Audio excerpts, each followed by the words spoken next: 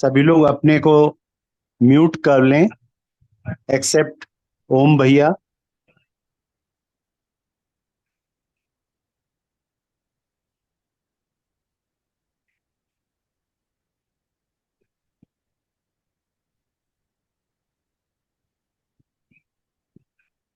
प्रणाम आदरणीय डॉक्टर साहब।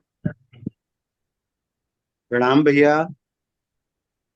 जिन इनकम टैक्स ऑफिसर ने आदरणीय शुक्ला जी ने हमसे अभी शाम को निवेदन करा था, उनसे अभी 1 मिनट पहले बात हुई, उनका फोन आया था। उनके पास एक्चुअली कोई डिवाइस नहीं है, उनका फोन जो खराब हो गया था वो हमारे यहाँ पे था। तो उन्होंने कहा कि वो कल से आ पाएंगे, मतलब।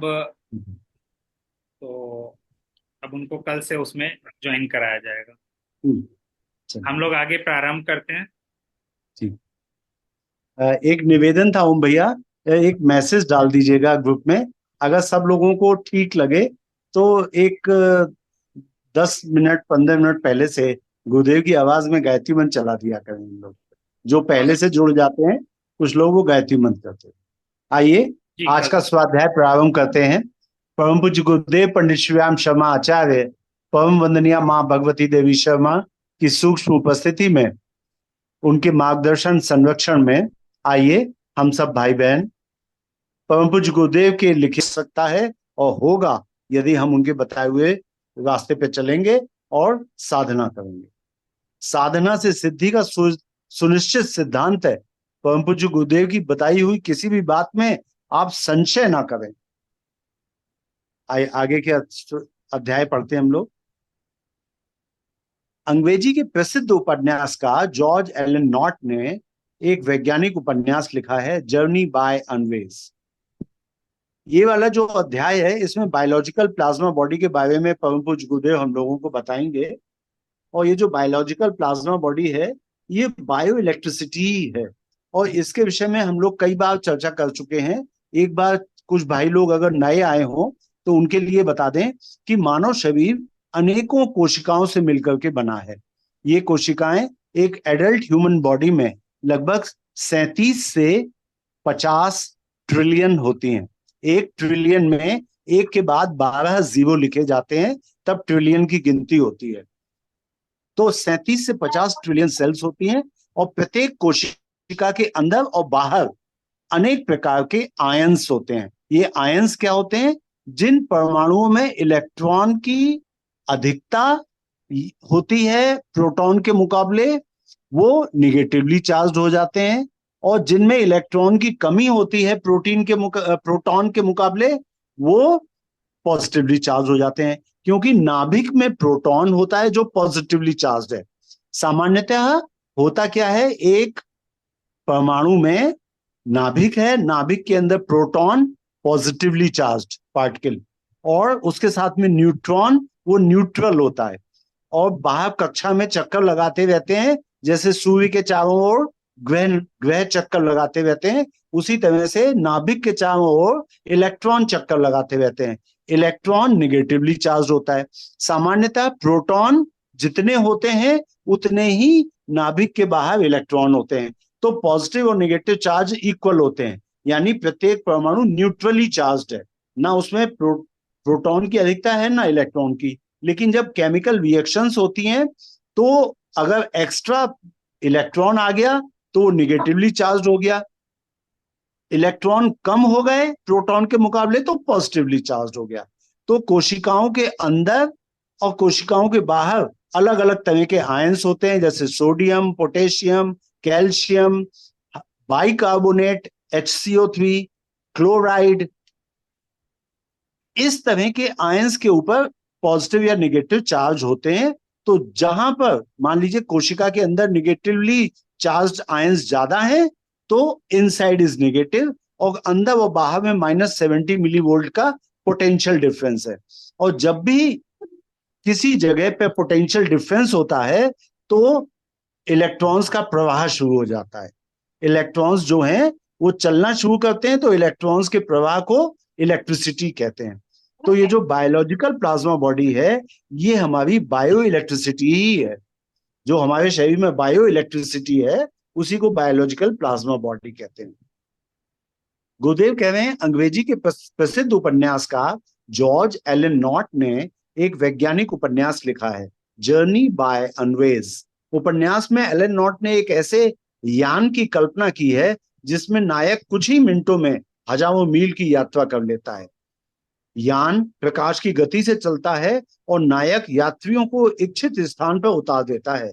यह यान न किसी धातु का बना होता है, ना ही इसमें कोई यंत्र लगा होता है, बल्कि कुछ वैज्ञानिक अपनी संकल्प शक्ति से सूक्ष्म अणुओं को इस प्रकार जोड़ते हैं कि उसमें बैठकर यात्री भारहीन हो जाता है और यान चालक संकल्प करता है अमुक जगह पहुंचना है, और यान के सूक्ष्म यंत्र चलने लगते हैं।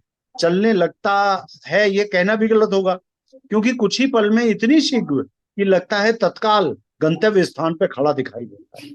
उपन्यास का कथानक कल्पना के ताने बाने से बुना गया है और लगता है कि कल्पना असंभव कल्पना है, परंतु वुडलैंड अमेरिका के डॉक्टर जियो वर्नहॉट ने एक ऐसा ही अनुभव किया।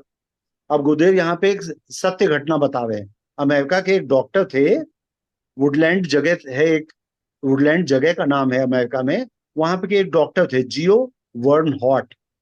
जियो वर्नहॉट ने एक ऐसा ही अनुभव किया जिसमें वे इच्छा मात्र से तुरंत अपने गंतव्य स्थान पर पहुंच गए। अपना अनुभव बताते हुए उन्होंने अमेरिका से प्रकाशित होने वाली परा मनोविज्ञान की एक प्रसिद्ध पत्रिका में लिखा, उस समय मेरा पुत्र वियतनाम के मोर्चे पे गया था। अमेरिका और वियतनाम की लड़ाई हुई थी। ये लड़ाई जो थी बहुत सालों तक चली। उसी समय की बात उन्होंने लिखी है, उस डॉक्टर ने। उस समय मेरा पुत्र वियतनाम के मोर्चे पे गया था। सन 1971 की घटना है।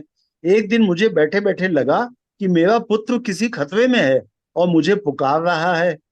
इस आभास के साथ ही मुझे यह अनुभव भी हुआ कि मेरा शरीर हवा से भी हल्का हो गया है। मतलब पिता जो था उसका प्रेम अपने पुत्र से इतना अधिक था कि उसके शरीर का जो सूक्ष्म पार्ट था, सूक्ष्म शरीर जो था, बायोलॉजिकल प्लाज्मा बॉडी, वो तुरंत दौड़ करके पुत्र की मदद करने के लिए चल पड़ी। एक दिन मुझे बैठे बैठे लगा कि मेरा पुत्र किसी खतरे में है और मुझे पुकार रहा है। इस आभास के साथ ही मुझे यह अनुभव भी हुआ कि मेरा शरीर हवा से भी हल्का हो गया है और मैं तुरंत वुडलैंड से हजारों मील दूर उस अनजान स्थान पर पहुंच गया हूं जहां मेरा लड़का लड़ाई के लिए तैनात है। वहां जाकर मैंने देखा चारों ओर आग लगी हुई है। जॉन एक तंबू में फंसा हुआ है। उनके बेटे का नाम था जॉन। जॉन एक तंबू में फंसा हुआ है। उसके ऊपर लोहे का एक बहुत वजनी, बहुत ज्यादा वजन वाला ट्रंक, मतलब लोहे का बक्सा उसके ऊपर गिर पड़ा है, जिसके नीचे वो दबा हुआ है।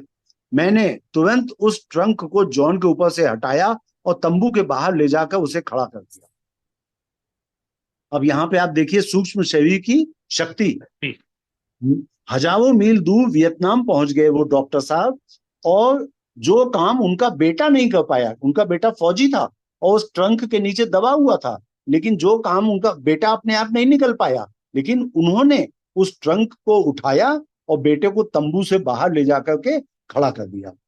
उसके बाद मेरा अपना शरीर पूर्ववत हो गया। मतलब उनका जो शरीर हल्का हो गया था और उड़ करके वो हजारों मील दूर वियतनाम पहुंच गए थे, तो उनका शरीर अपने जैसा हो गया। मतलब उनकी चेतना जो थी अब वापस स्थूल शरीर में आ गई। आंखें खोली तो प्रतीत हुआ जैसे तंद्रा टूट गई हो। तंद्रा मतलब गहरी नींद। आंखें खुली तो प्रतीत हुआ जैसे तंद्रा टूट गई हो। पास ही मेरी पत्नी बैठी मेरी नब्ज टटोल रही थी। मैंने पूछा क्या हुआ, तो वह बोली मुझे ऐसा लगा जैसे आप एबनॉर्मल हैं, मतलब आप एबनॉर्मल हो गए। मैंने उसे अपना अनुभव सुनाया तो वो बोली आपने कोई बुरा स्वप्न देखा होगा, दुख स्वप्न देखा होगा। परंतु मुझे न जाने क्यों अपनी पत्नी की बात पे विश्वास नहीं हो रहा था। 6 महीने बाद जब जॉन छुट्टी पर लौटा तो उसने युद्ध के अनुभव सुनाते समय एक अग्निकांड में फंस जाने और वहां से चमत्कारी ढंग से निकल जाने की घटना सुनाई। इस घटना के संबंध में वर्न हॉट का विश्वास है कि दूरबोध द्वारा उक्त दुर्घटना की सूचना पाकर उनका सूक्ष्म शरीर ही जॉन को बचाने के लिए गया था। तो क्या सूक्ष्म शरीर से हर कहीं तत्क्षण पहुंचा जा सकता है? यहाँ पे कई बातें गुरुदेव बता रहे हैं। एक तो ये कि सूक्ष्म शरीर कहीं भी बहुत तुरंत पहुंच सकता है, है ना। जबकि जो हमारा स्थूल शरीर है वो तो हवाई जहाज में बैठेंगे तो हवाई जहाज की स्पीड से, ट्रेन में बैठेंगे तो ट्रेन की स्पीड से चलेगा, लेकिन सूक्ष्म शरीर तुरंत पहुंच जाएगा कहीं पर भी, और तत्क्षण पहुंच जाएगा, मतलब स्पीड बहुत अधिक है। अध्यात्म विज्ञान इसका उत्तर हाँ में देता है, और विज्ञान का ध्यान भी इस तथ्य की ओर आकर्षित होने लगा है। ऐसी कई घटनाओं के विवरण संकलित किए जा चुके हैं जिनमें सूक्ष्म की शक्ति ही क्रियाशील दिखाई दी है। सूक्ष्म देह स्थूल देह से अलग हो सकती है, यह तो कई व्यक्तियों के अनुभव में आ चुका है। पिछले दिनों अमेरिका की विश्वविख्यात अभिनेत्री एलिजाबेथ टेलर का अनुभव प्रकाशित हुआ था। अमेरिका में एक बहुत मशहूर फिल्म एक्ट्रेस थी, उनका नाम था एलिजाबेथ टेलर। उन्होंने अपना एक अनुभव सुनाया। उसमें बताया गया था कि एलिजाबेथ टेलर का कोई गंभीर ऑपरेशन किया जाना था। टेलर को ऑपरेशन टेबल पर लिटाया गया और बेहोश किया गया। ऑपरेशन काफी समय तक चला, और जब पूरा हो गया तो डॉक्टरों का अकस्मात ध्यान गया कि टेलर की काया निष्प्राण हो चुकी है। ऑपरेशन करते करते डॉक्टर, बहुत कठिन ऑपरेशन था, बहुत लंबा समय तक चला, तो जब ऑपरेशन कंप्लीट हो गया तब डॉक्टरों का ध्यान गया कि टेलर जो थी वो तो मर चुकी हैं, उनकी देह निष्प्राण हो गई, प्राण उसमें से निकल चुके हैं, उनकी सांस भी बंद हो गई थी, नाड़ी डूबती जा रही थी, हृदय भी बहुत धीरे धीरे धड़क रहा था। काफी प्रयत्नों के बाद वह स्वस्थ हो सकी, और जब वह स्वस्थ हुई तो उसने कहा, मैंने अपना ऑपरेशन अपनी आंखों से देखा है। एलिजाबेथ टेलर ने कहा, मैंने अपना ऑपरेशन अपनी आंखों से देखा है। टेलर तो बेहोश थी, भला अपना ऑपरेशन आप कैसे देख सकती थी? डॉक्टरों ने पूछा तो उन्होंने बताया, तब मैं अपने शरीर को भी उसी प्रकार देख सकती थी जैसे कि किसी दूसरे का देख सकती हूँ। सिर, चेहरा, मुंह, नाक आदि सब कुछ मुझे दिखाई पड़ रहा था। मुझे ऐसा प्रतीत हो रहा था जैसे मैं अपने शरीर के बाहर निकल आई हूँ, और अपने शरीर को उस प्रकार देख रही हूँ जैसे वह किसी दूसरे का शरीर हो। उस समय मैं अपने आप को बहुत हल्का फुल्का अनुभव कर रही थी। एलिजाबेथ टेलर कहीं उस समय स्वप्नों के सागर में तो नहीं खो गई थी। यह जांचने के लिए डॉक्टरों ने कहा, अच्छा ऑपरेशन के दौरान क्या क्या हुआ ये बताइए। डॉक्टरों को लगा इन्होंने सपना देखा होगा, या इन्होंने अंदाज से कहा होगा कि मैंने अपना ऑपरेशन देखा। तो डॉक्टरों ने कहा, ऑपरेशन के दौरान क्या क्या हुआ ये बताइए। टेलर ने ऑपरेशन की प्रत्येक प्रक्रिया बता दी।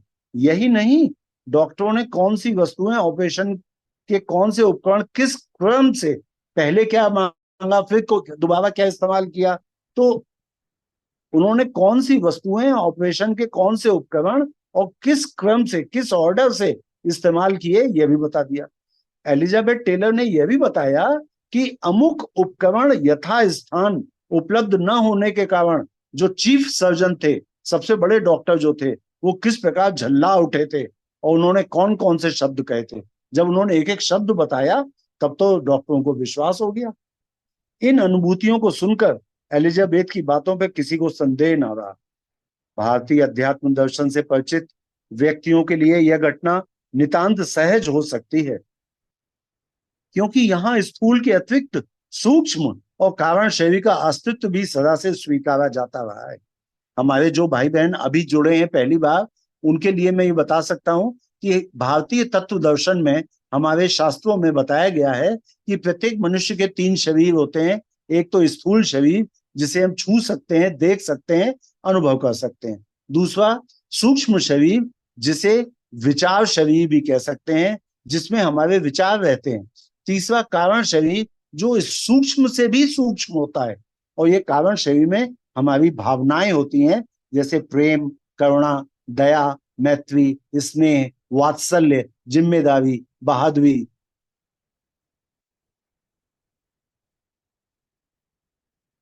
क्योंकि भारतीय अध्यात्म में स्थूल के अतिरिक्त सूक्ष्म और कारण शरीर का अस्तित्व भी सदा से स्वीकारा जाता रहा है, परंतु पश्चिम के लिए यह घटना चौंका देने वाली हो सकती है।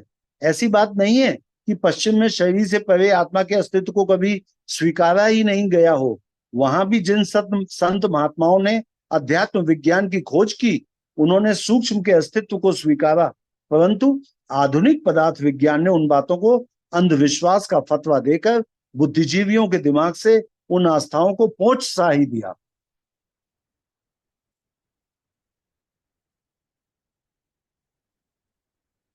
इसके बावजूद भी इस तरह की घटनाएं घटती रही हैं, जिनके कारण पदार्थ विज्ञानियों विज्ञानियों को यह सोचने के लिए विवश होना पड़ा कि मनुष्य की चेतना स्थूल शरीर से बंधी हुई नहीं है, वह इच्छानुसार कहीं भी आ जा सकती है।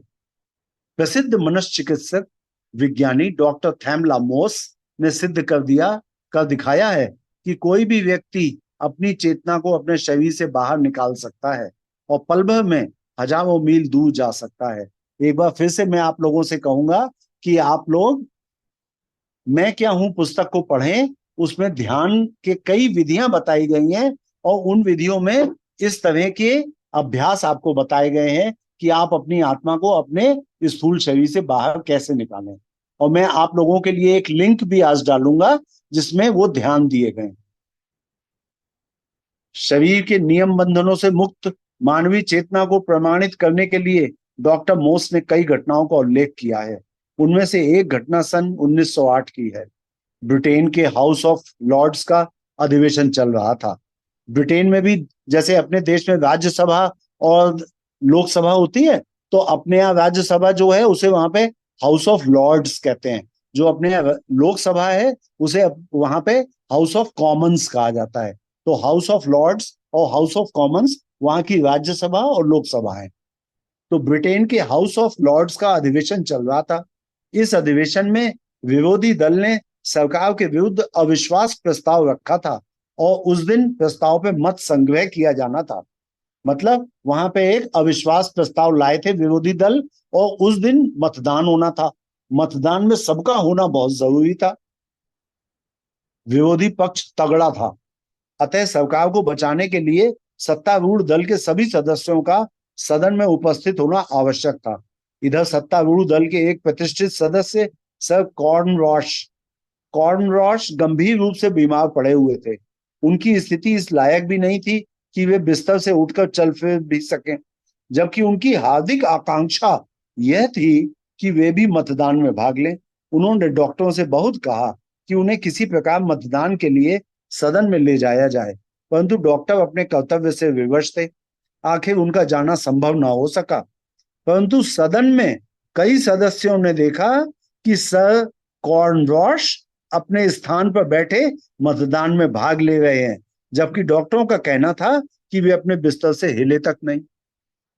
तो अब ये देखिए, वो जो सज्जन थे हाउस ऑफ लॉर्ड्स के मेंबर, उनको लग रहा था कि आज मेरी पार्टी को मेरी आवश्यकता है, मेरे मत की आवश्यकता है। उनकी हार्दिक इच्छा थी कि मैं वहां जाऊं, लेकिन डॉक्टरों ने मना कर दिया। तो उनकी जो हार्दिक आकांक्षा थी, उनका संकल्प उनके सूक्ष्म शरीर को हाउस ऑफ लॉर्ड्स में ले गया। और ऐसा नहीं कि दबे छुपे उन्होंने मत डाल दिया, कई लोगों ने उनको मतदान करते हुए देखा। ये मुख्य बात है। ऐसा ही परम पूज्य गुरुदेव के संबंध में हमारे गायत्री परिवार के तमाम भाई बहन कहते हैं। हमारे गायत्री परिवार के एक पुराने भाई हैं जो इलाहाबाद में रहते हैं।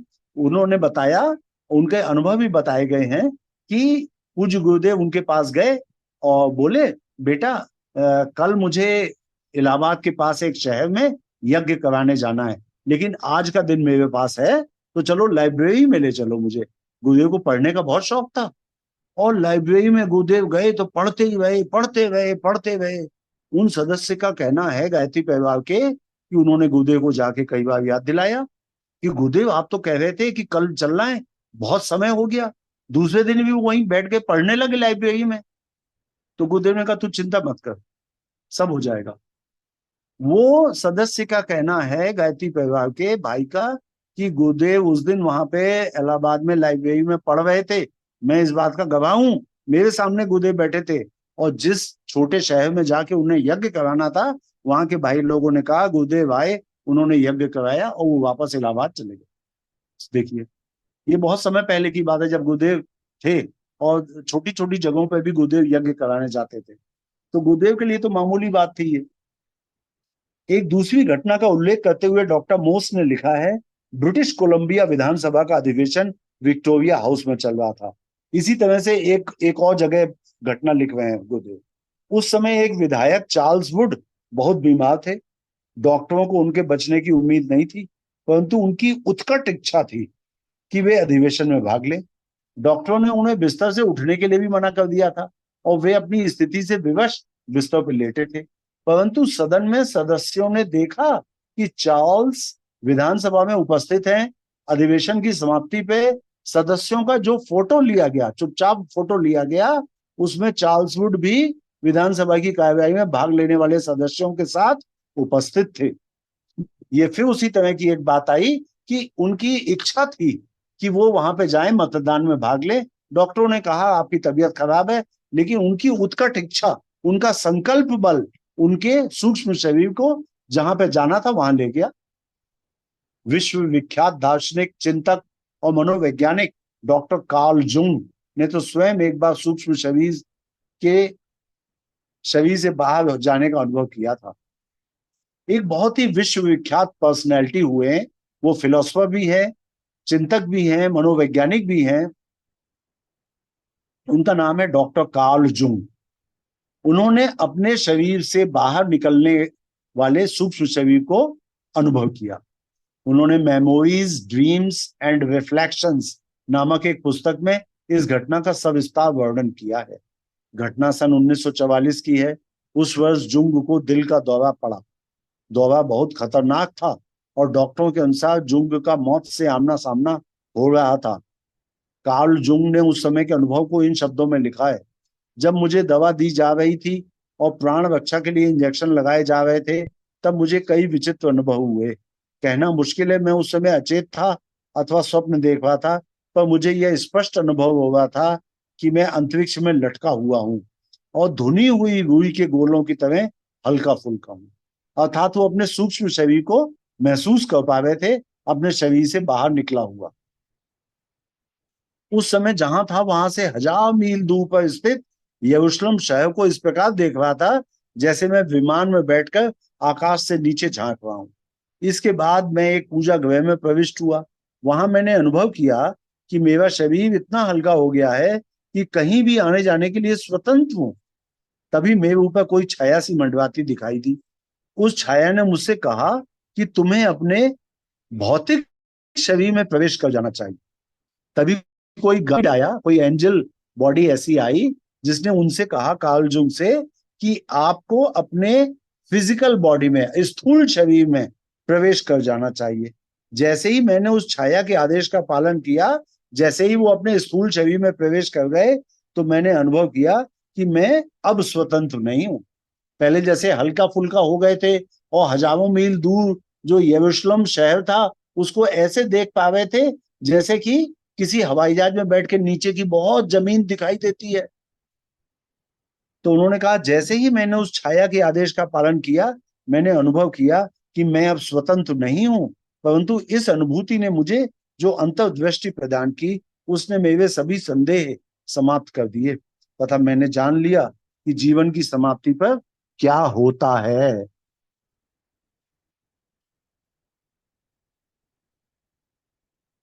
भौतिक विज्ञान पदार्थ का विश्लेषण करते करते इस बिंदु तक तो पहुंच ही गया है कि जिन्हें हम पदार्थ कहते हैं वह वस्तुतः कोई स्वतंत्र इकाई नहीं है, बल्कि किसी भी पदार्थ का छोटे से छोटा कण भी असंख्य सूक्ष्माति सूक्ष्म कणों का संगठन है। इन घटकों को कण कहा जाता है। इससे आगे शोध करने पे वैज्ञानिकों ने चेतना के दर्शन आरंभ किए। देखिए, भौतिक विज्ञान पदार्थ का विश्लेषण करते करते इस बिंदु तक तो पहुंच ही गया है कि जिसे हम पदार्थ कहते हैं वो वस्तुतः कोई स्वतंत्र इकाई नहीं है, बल्कि किसी भी पदार्थ का छोटे से छोटा कण भी और भी छोटे छोटे सूक्ष्माति सूक्ष्म कणों का संगठन है। यहाँ पे कई बार कुछ मिसप्रिंट मिलता है, तो आप अपने ज्ञान से सोच लिया करिए कि यहाँ पे क्या हो सकता है। जैसे संघटक ठीक नहीं बैठता, संगठन ठीक शब्द बैठता है। और इसके लिए मैंने आपको बताया है कि पूज्य गुरुदेव लिखा करते थे बहुत तेज स्पीड से, और राइटिंग ऐसी थी कि बस 2 ही 4 लोग पढ़ पाते थे और नीचे तमाम लोग बैठे रहते थे, सीनियर भाई लोग। वो गुरुदेव के लिखे हुए कागजों को अपने हिसाब से साफ साफ लिख करके और छपने के लिए दे देते थे। इन घटकों को कण कहा जाता है। इसके आगे शोध करने पे वैज्ञानिकों ने चेतना के दर्शन आरंभ किए। देखिए, मैंने अभी आपको बताया कि जिसे हम पदार्थ कहते हैं, उस पदार्थ को तोड़ें तो उसमें एटम्स मिलते हैं। एटम्स के भी अंदर अगर झांकें तो उसमें छोटे छोटे कण मिलते हैं जो बहुत ही सूक्ष्म है। ये कण क्या है? परमाणु के नाभिक में सेंटर में प्रोटॉन और न्यूट्रॉन, और प्रोटॉन और न्यूट्रॉन जिस नाभिक में है उसके चारों तरफ इलेक्ट्रॉन चक्कर लगा रहे हैं। तो इलेक्ट्रॉन, प्रोटॉन, न्यूट्रॉन छोटे छोटे कण हैं। अब ये जो इलेक्ट्रॉन है ये चार्ज्ड पार्टिकल है, प्रोटॉन एक चार्ज्ड पार्टिकल है, प्रोटॉन पे पॉजिटिव चार्ज है, इलेक्ट्रॉन पे नेगेटिव चार्ज है। तो ये जो चार्ज पार्टिकल है ये जब मूव करते हैं तो आपने पढ़ा होगा फिजिक्स में कि ऊर्जा के मूव करने के दो थ्योरी हैं। एक तो वेव थ्योरी, अर्थात ऊर्जा वेव की तरह, लहर की तरह चलती है, कभी ऊपर आती है कभी नीचे जाती है। एक तो वेव थ्योरी, और दूसरी ऊर्जा के आगे बढ़ने की है फोटोन थ्योरी, यानी एनर्जी पैकेट्स के रूप में, छोटे छोटे एनर्जी बंडल्स के रूप में एनर्जी ट्रेवल करती है। तो जो चेतना है, हम उस लेवल पे आ गए जब हम एनर्जी की बात करने लगे। सन 1968 में डॉक्टर वी इन्यूशन, बी ग्रीस, चेको, एन नोरोवोव, एन केरारोवा तथा गुवादुलिन आदि रूसी वैज्ञानिकों ने लंबे समय तक अनुसंधान और प्रयोग करने के बाद घोषित किया कि जीव जंतुओं का शरीर मात्र भौतिक अणु परमाणुओं से नहीं बना है, बल्कि इसके अतिरिक्त एक ऊर्जा शरीर भी है। रूस के वैज्ञानिकों ने 1968 में क्या किया? उन्होंने ये क्लियरली बताया।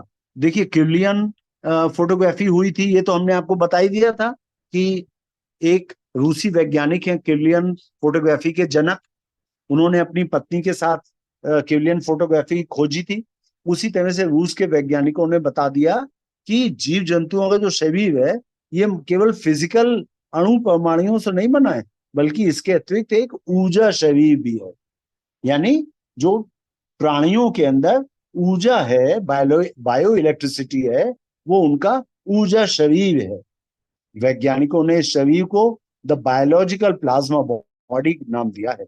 इस शरीर के संबंध में यह बताया गया है कि यह केवल उत्तेजित विद्युत अणुओं से बने प्रारंभिक जीवाणुओं के समूह का योग भर नहीं है, बल्कि एक व्यवस्थित तथा स्वचालित घटक है जो अपना स्वयं का चुंबकीय क्षेत्र निश्चित करता है।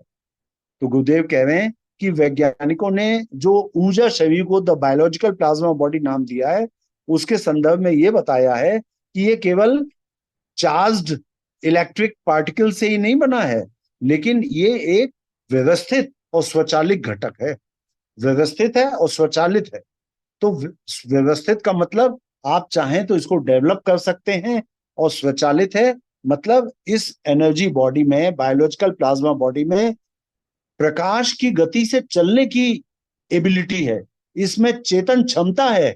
ये दूसरी जगहों पे जा करके आपके व्यक्तित्व के अनुसार व्यवहार कर सकती है। जैसे आपने अभी इसमें पढ़ा कि एक डॉक्टर जो थे अमेरिका के, वुडलैंड के, उन्होंने अपने बच्चे को वियतनाम में जाकर के बचाया। तो केवल ऐसा नहीं था कि उनका सूक्ष्म शरीर वहां पहुंच गया कि इस तंबू में आग लगी है, उनका बच्चा दब गया एक संदूक के नीचे, उन्होंने कुछ किया भी। यही बात गुरुदेव कहना चाह रहे हैं कि ये एक ऐसी चेतन सत्ता है जो स्वचालित है, यानी उसमें सोचने की भी क्षमता है। आपके व्यक्तित्व में जो चेतना है वो उसमें भी है। यानी अगर आप अपना एक क्लोन डेवलप करेंगे तो बस ऐसा नहीं है कि वो आप कहीं पर शक्ल दिखाया है। जैसे जैसे आपके अंदर पावर आती जाएगी तो आपका क्लोन काम भी करेगा।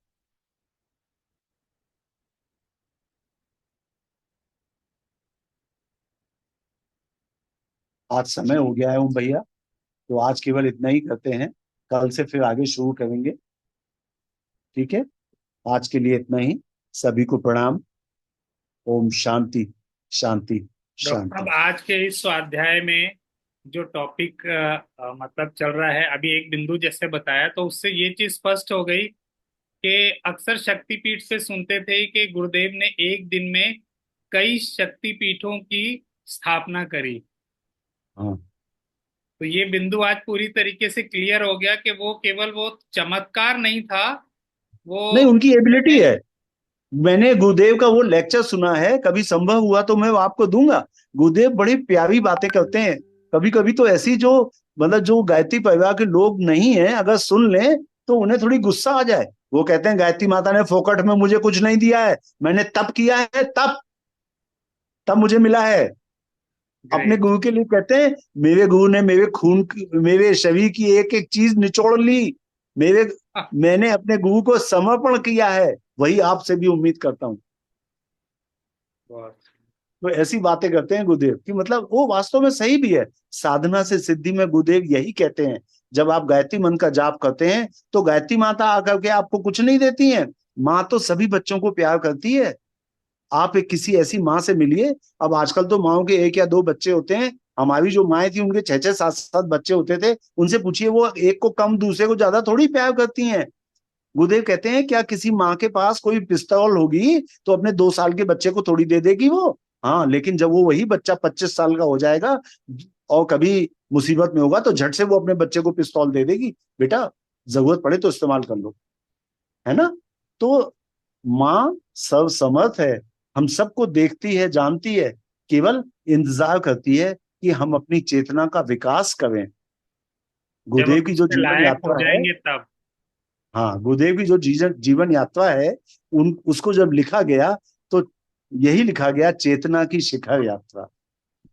वास्तव में वो गुरुदेव की चेतना की शिखर तक पहुंचने की यात्रा है। हम सब उनके जैसा बनने का प्रयास करें, ऐसी प्रार्थना के साथ परम पूज्य गुरुदेव के चरणों में सादर प्रणाम।